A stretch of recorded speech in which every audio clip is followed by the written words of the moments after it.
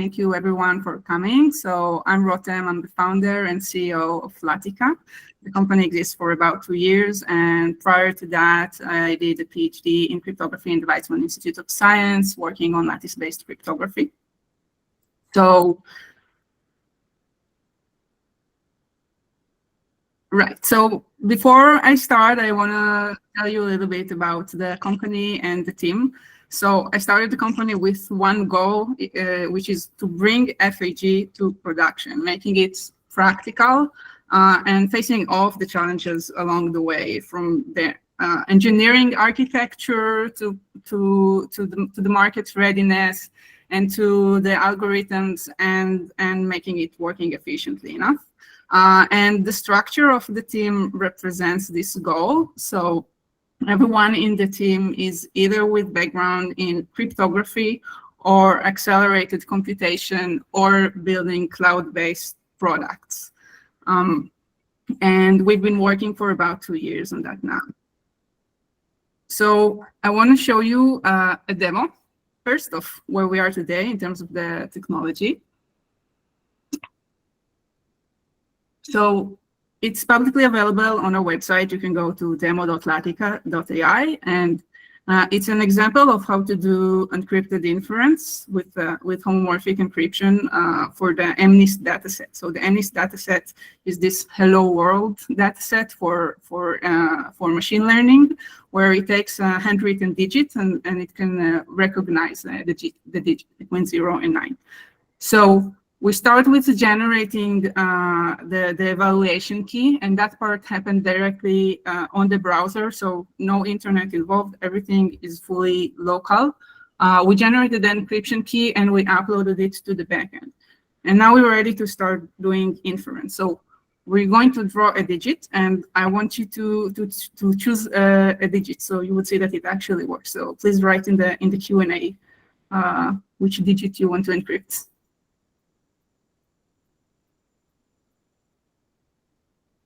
Okay, thank you. Thank you, Ben. So we're going to encrypt 8. So I'm drawing 8. This is still fully on the browser. Now we're encrypting the image, and now when I will click send to the server, it will send the encrypted image to the server.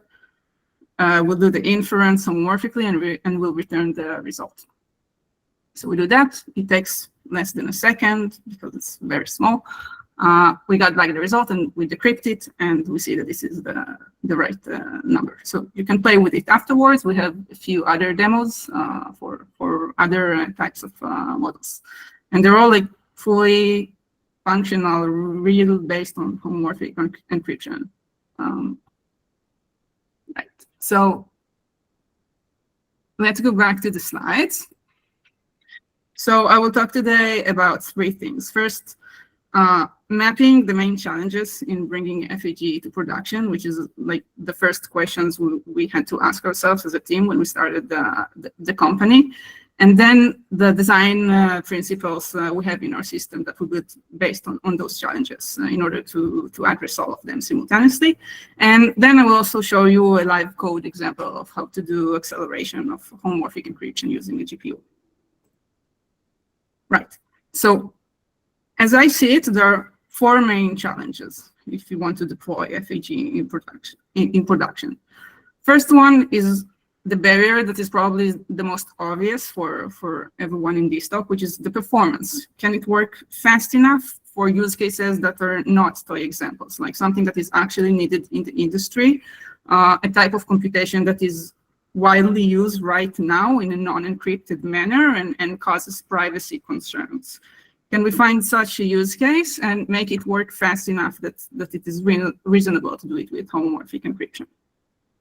Second challenge is whether we can do it in a real-world environment, meaning not an isolated code library that is doing everything on the same machine, from the encryption to the computation and then the decryption, but actually like doing the encryption on some edge device that can be very, very weak without acceleration, and doing the homomorphic computation on a cloud environment with all of the orchestration related to that. So that is not purely about FHE. Like, can we build like a real world product around it? Third aspect is how to build the what we call workloads, meaning the things that we can compute homomorphically. Because right now there's very high entry bar. You need to be an FHE expert in order to work with most of the existing solutions and build the workload. So in order to have mass adoption, we need to enable to audience that is less familiar with FHE to also build workloads. And the fourth aspect is the ecosystem alignment, meaning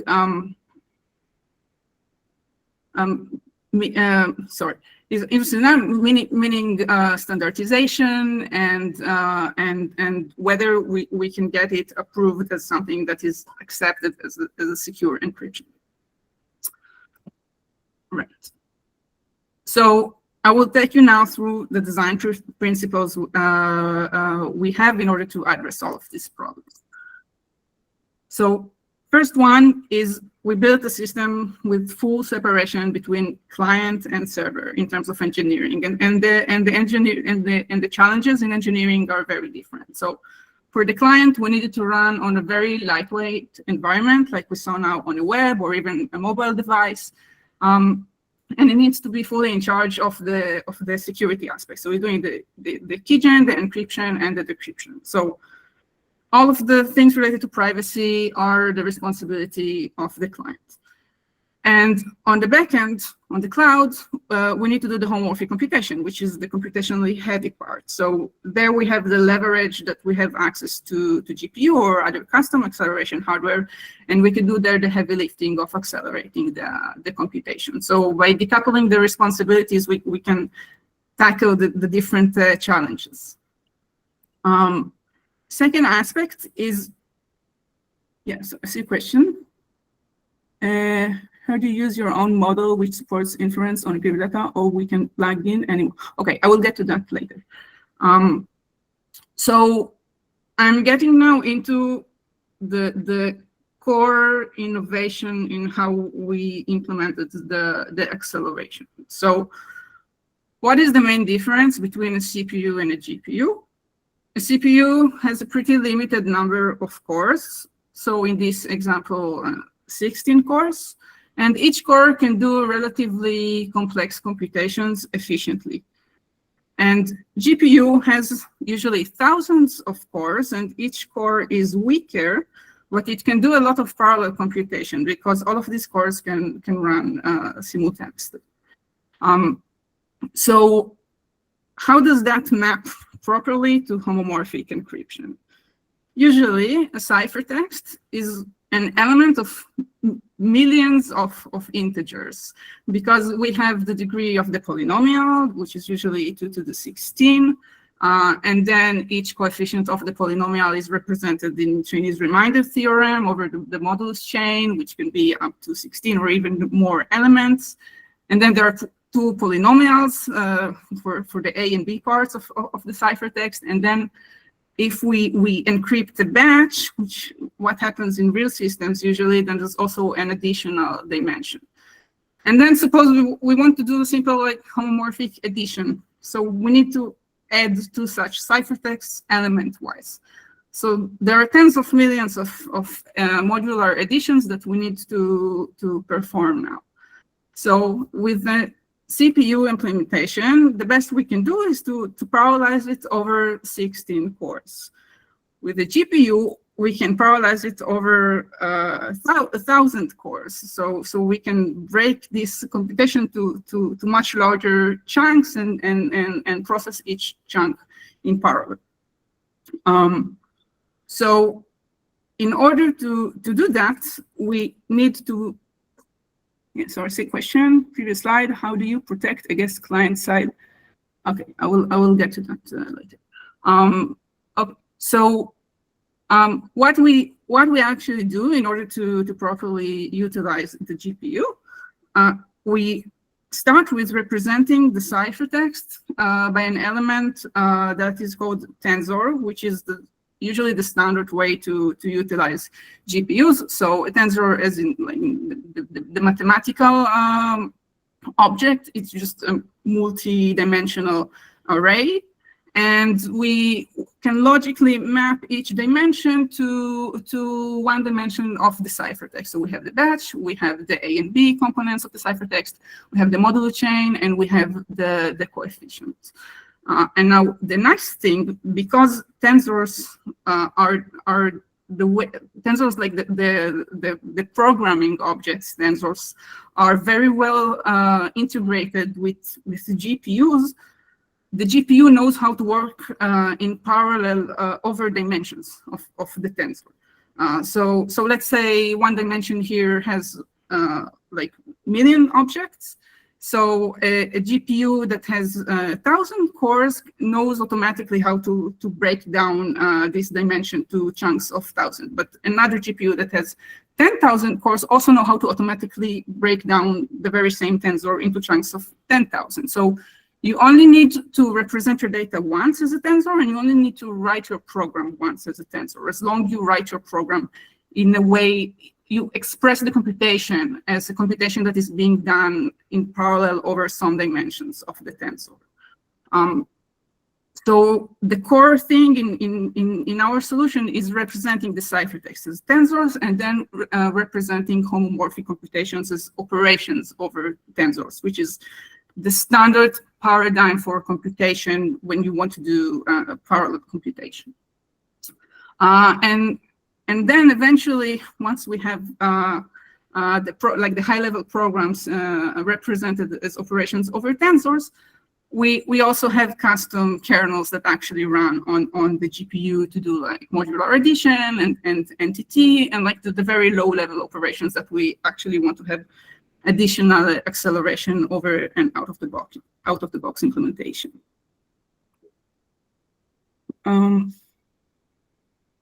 What is the hardware that you use for custom acceleration? So currently we work with GPUs, but actually it's a very good segue for our next section. So we use hardware that is currently available off the shelf, which is GPUs. But because we built our system with this intermediate layer of tensor representation, it actually really simplifies the task that the hardware needs to do. Like the hardware doesn't need to understand homomorphic encryption. It just needs to implement this pretty limited set of operations of modular arithmetic over tensors. And then any hardware that knows how to implement this function, it's something around like 30 functions. So any hardware that knows how to implement those functions can plug and play into our system and then work with the workloads that we built in a higher level using the actual algorithms. So we call this HEAL, the homomorphic encryption abstraction layer. And we're actually collaborating with a few of the hardware companies in the space that are building ASICs. So once the ASICs are ready, they can plug and play into our system. We're thinking of ASICs, what bottlenecks are we facing in thinking about ASICs? So as I said, we are collaborating with ASICs experts that are building ASICs for FHE, and the integration layer is HEAL. Okay.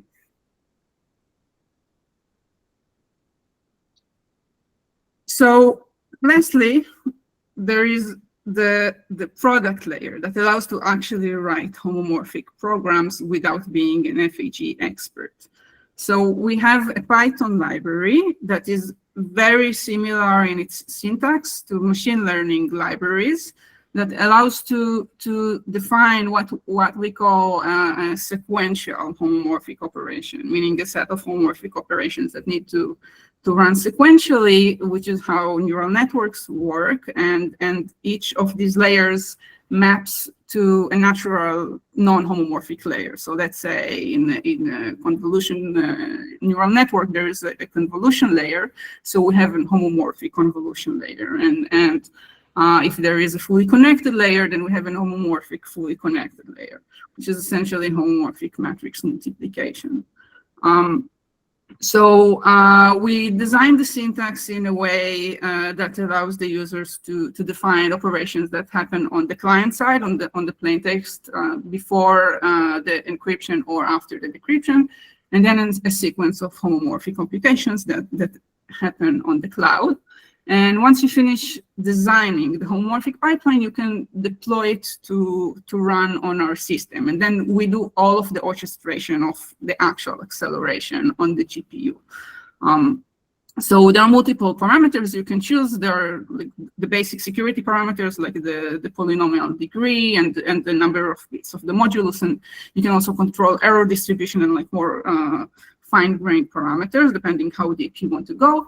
And then you choose the hardware on which you want to deploy it. So when there will be ASICs available on the cloud, you just change here to the available ASICs, and then you get like the full orchestration. And lastly, you can also control who has access to make those queries, because sometimes you want to have public workloads like we have in our demos, but sometimes you want to control who can make queries to your model. Yeah, I will stop to read questions. So assuming that you won't need your CUDA layer going forward as you'll be moving to custom hardware.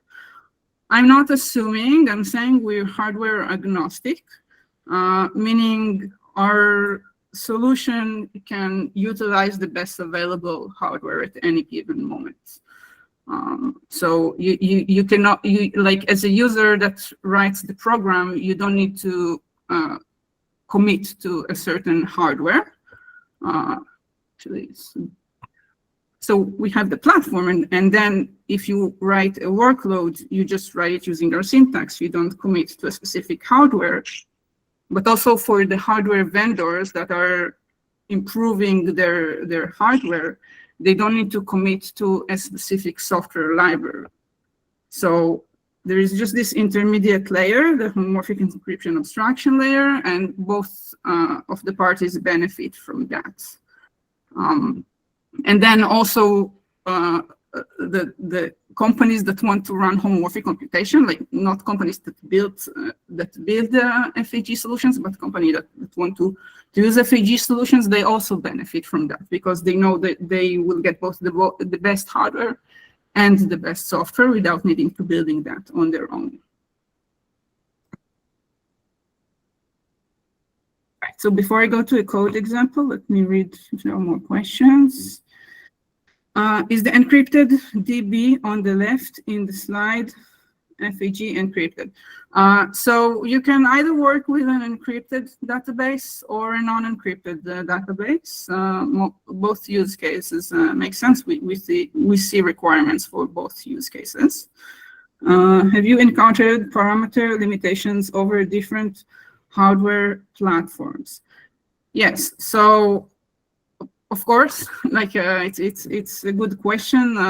If the parameters, as the parameters get larger, you need more available RAM of the hardware, because you need to do like larger computations over the same device. Okay, so we're moving now to the code example part. So I'm going to show you a bit how to work with tensors and then how to accelerate these operations or a GPU. So we're using Torch, which is, you can say, like one of the industry standards. There are like 2 or 3 libraries that the entire industry uses, and this is one of them. So we see here an example of how to create a tensor that has 3 dimensions of size 2, 3, 4. And we propagate it with random numbers between 0 and 9. And then just for sanity check, we print it. So we see it's like 2 over 3 over 4. So 2 over 3 over 4. And we see the shape. Now, one of the nice features of this library is that you can take the same tensor, meaning the same like actual memory allocation, and view it from different angles. So here we start, we create a tensor with 12 elements, And we print here the shape, which is 12, and the actual pointer to the memory. And then we take the same tensor and we say, now let's look at it as if it was a tensor of dimensions 3/4. So you can see now it took the same elements, same place in the memory, but it treats it as something different. So we can also save a lot of memory copying and allocations. It becomes useful in some of the parts of implementing the FHE algorithms. Okay. So now let's say we have two tensors and we want to do element-wise modular multiplication. So we will sample two tensors. Each of them has 6 elements with numbers between 0 and 10. We will multiply them, and we'll do modulo 10.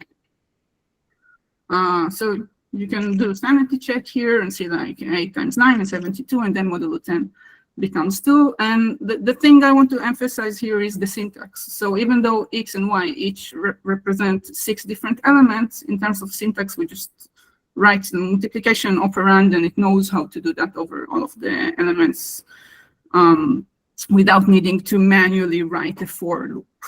So that's like the approach of how to instruct a hardware to do something over multiple elements simultaneously, implicitly instead of explicitly writing for loops. Now it still runs on a CPU, but in a moment I will show you how we can make it run on a GPU without needing to rewrite the software. Okay, so another feature I want to introduce about tensors is broadcasting. So here we multiply 2 tensors, and then we perform the modulo over a single integer, just like modulo 10. But in practice in FHE, usually we have the modulo chain, and we want to do modulo over multiple numbers simultaneously. So here we have a tensor of size 3 with 3 primes, very toy examples like 3, 5, and 7. And now I'm gonna sample 2 tensors with like many elements, and each of them also has another dimension of size 3 to represent the modulo chain. And notice that even though x and y each they have 2 dimensions, and the modulo chain only has 1 dimension of size 3, when I use this syntax, it knows how to perform modulo 3 times over each of those 3 primes, but for all of these dimensions simultaneously. So you can parallelize over subsets of the dimensions. And just for sanity check, we have here the computation that is done using like this syntax, and I also compute it another way by iterating over each of the primes and computing the modular multiplication just over the ith prime and verifying that the result is the same. So you can see if it wasn't the same, we would have gotten an error. So we see that it works properly. Okay, so now I want to measure how much time it takes. So time it is just a utility function that runs the same code enough times until it gets a stable average of how much time it took. So using the for loop, it took around 300 milliseconds. And using the straightforward syntax, it also takes about the same time because it runs on a CPU. So the advantage we got from moving from this syntax to that syntax is purely like engineering. We can write it this way and get the same result without explicitly knowing what is the size of the modulo chain.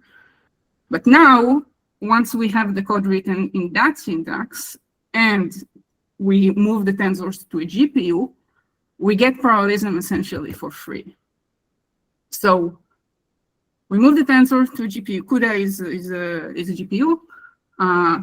We move both x, y, and the modulo list, and now it runs many times until it gets a stable result. And look, it took like 2 milliseconds instead of 300 milliseconds. So same computation. same code, like without R&D overhead in terms of writing custom code for GPUs, without even pre-committing to the length of the modular chain. Just like very nice engineering, very clean engineering, and we get acceleration of 150x from 300 milliseconds to 2 milliseconds. Okay. So, so that was like a toy example in the sense of like the primes were very, very small. Remember, we used like 3, 5, and 7. But in practice, the modular chain usually either numbers of about 32 bits or about 64 bits. Like usually slightly lower to have space to do some modular additions, but usually like it's almost as much as you can hold in a single register. So I want to show now what happens if we use the same code as before, but when the prime is very, very large. So we choose a prime of 29 bits. And just because I want to focus now on the math again, so I take a tensor of a single element. So we have a single element, we sample X, we sample Y. And now we want to do the modular multiplication. So the naive way is we multiply X by Y, and then you take the modulo. So if both X and Y are about 30 bits, and I take modulo another number of 30 bits, the result is 30 bits, right? So I don't get like increasing size of memory required.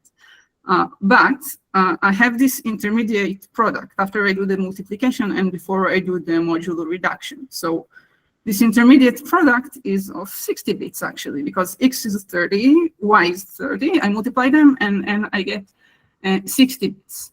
So if I don't allocate enough memory to hold this intermediate value, I get an overflow and then the result is wrong. So I have here like the wrong implementation, just naively multiply and then take the modulo. And then I have here the right implementation that first copies X to a register of 64 bits in order to have enough space for this intermediate product.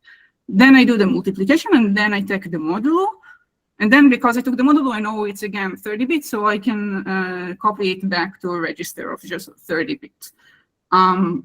And just for sanity check, we have here another implementation that just works directly with Python that handles overflow properly. So just so we can see where we get the right result. So we see that with the overflow implementation, we got a number that is not as expected. And when we do the allocation of the larger register, we get the right result. Okay, so we solved the correctness problem. But now, that was with a very small tensor. It had just a single element. But what happens when we go back to like real size tensor? So I have here, I think it's like, yeah, like 100 million elements. So let's see what happens in terms of memory consumption. So I have here a utility function that tracks how much memory is used on the GPU. And we can see that before the computation, we use 1 giga, but in the peak of the computation, because we need to allocate those 64-bit registers instead of 32, we need twice as much memory. So we get the right result, but it's terrible because one of the most expensive resources on a GPU is the memory, the RAM. So it means we already start with only being able to use 50% of the memory, because every time we want to do modular multiplication, which is like the very basic building block, we now need to double the size of the memory. So it's not a good enough solution. Like it's correct and it's fast, but it's not memory efficient. So what do we do now to solve it? We write a custom CUDA kernel. So I think it's going to take like about a minute to compile. So I will let it compile before I go over the code. Okay. So because we are working with libraries that are state of the art in terms of utilizing GPUs, you can do everything like very conveniently and very naturally. So it's like literally as simple as this code. We use Torch, and then it has an extension to write a custom GPU kernel that runs over tensors and is doing element-wise operations. And then we instruct the GPU that inside the kernel, like not allocate an entire different tensor of 64 bits and do the multiplication element-wise and then do the reduction element-wise. Like work element-wise over the x and y's and allocate an intermediate register, like inside the GPU, just a register that temporarily casts A, multiplies it by B, and then taking the modulo and saves back the result. So instead of doing that for the 100 million elements, we're just doing it inside the core. So if there are 1,000 cores, we just need 1,000 additional memory space instead of 100 million additional memory space. And we get the same correct result. So I compiled it and I ran it. And you can see that we got the actual output is the expected output. This is example of what were happening if we were using the overflow approach. But now you can see that the max GPU memory utilization is just 1 giga because it's doing everything in place. It's not needing to double the memory size. So that's the end of the code example. It was just to give you a sense and a taste of what it entails to actually accelerate homomorphic encryption. Well, we didn't get to the full FHE scheme, right? But we saw like an end-to-end custom to the kernel for modular multiplication. So let me go back to the slide. Yeah, so that's about it. And I'm ready to take more questions now.